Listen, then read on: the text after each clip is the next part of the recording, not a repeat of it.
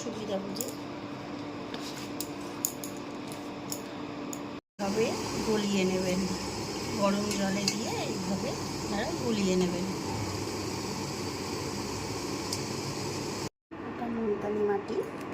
মুলতানি মাটি আমি এই যে 1 চামচ মুলতানি মাটি আর একটুখানি দিলাম, দিয়ে ভালো করে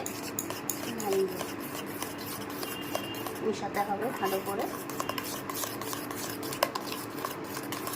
দেখতে পাচ্ছেন রোজ ওয়াটার, এটা 1 চামচ দিলাম, দিয়ে মিক্সড করে আমি নিলাম।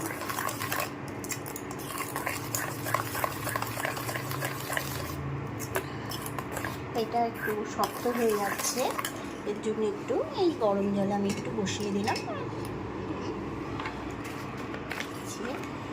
এটার মধ্যে একটু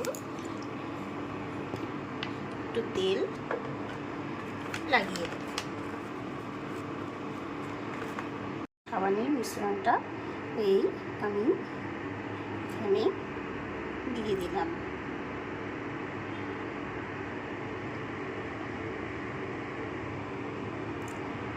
10 মিনিট পরে আবার আমি 10 মিনিট পরে ফিরে এসেছি। দেখেন কি সুন্দর একটা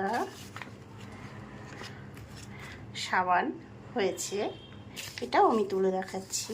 এই যে দেখেন সুন্দর একটা সাবান